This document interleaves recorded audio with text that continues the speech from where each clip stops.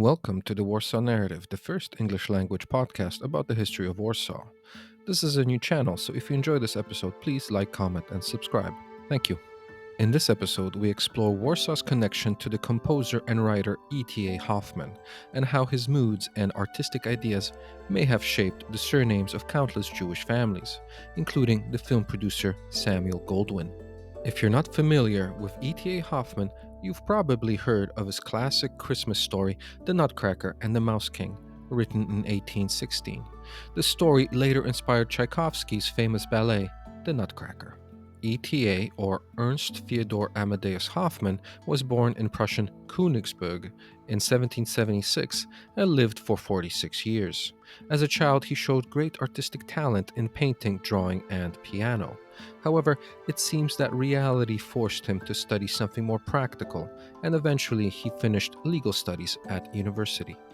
In 1804, Hoffmann and his wife arrived in Warsaw, then under Prussian control, where he took up the position of court consular, performing the duties of a judge. He lived on Freta Street, near the Old Town.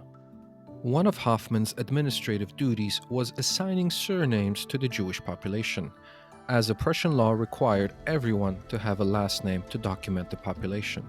At the time, many Jews in Poland only used a first name and their father's name, sometimes with a nickname, which made record-keeping difficult for the Prussian authorities.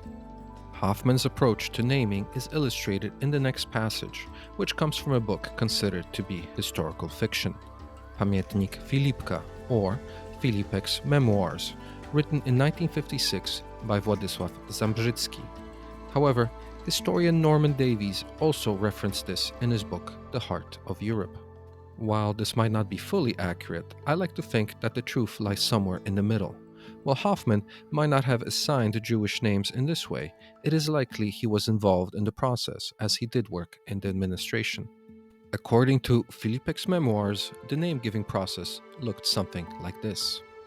Before lunch, on an empty stomach, Hoffmann would assign serious or melancholy surnames. After lunch, he would give out more amusing ones.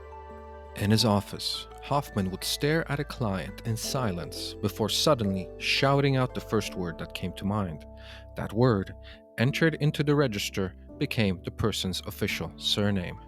One Friday, after eating fish for lunch, he assigned surnames such as Wieloryb, whale, Szczupak, pike, and Rybojad, fish eater.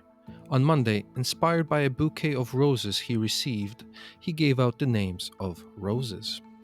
Everyone was reasonably satisfied except for a merchant who is now called Mr. Rosenmädchen, Rose Girl.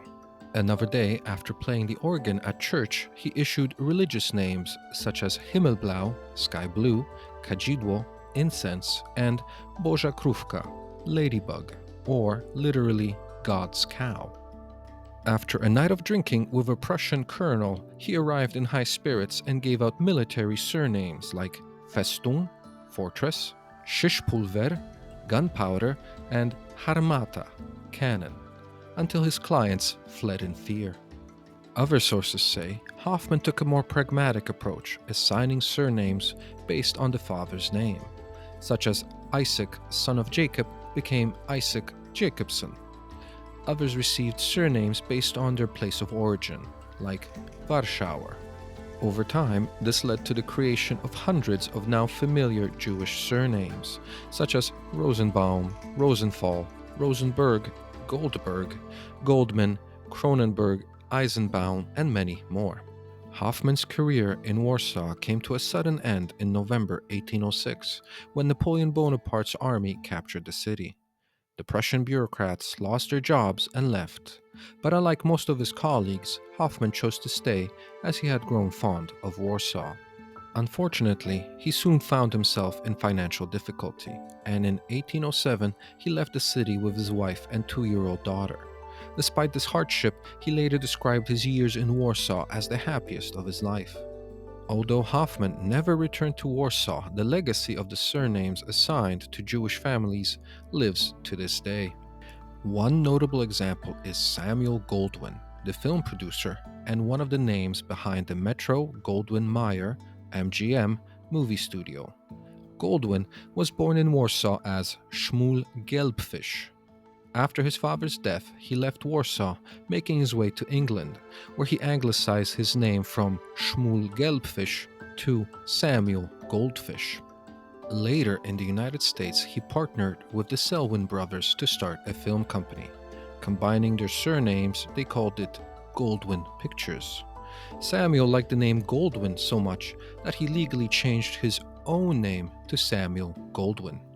Who knows, perhaps it was E.T.A. Hoffmann, after enjoying a fine piece of fish for lunch, who gave Gelbfish as a surname to one of Goldwyn's ancestors. Thank you for listening, and take care.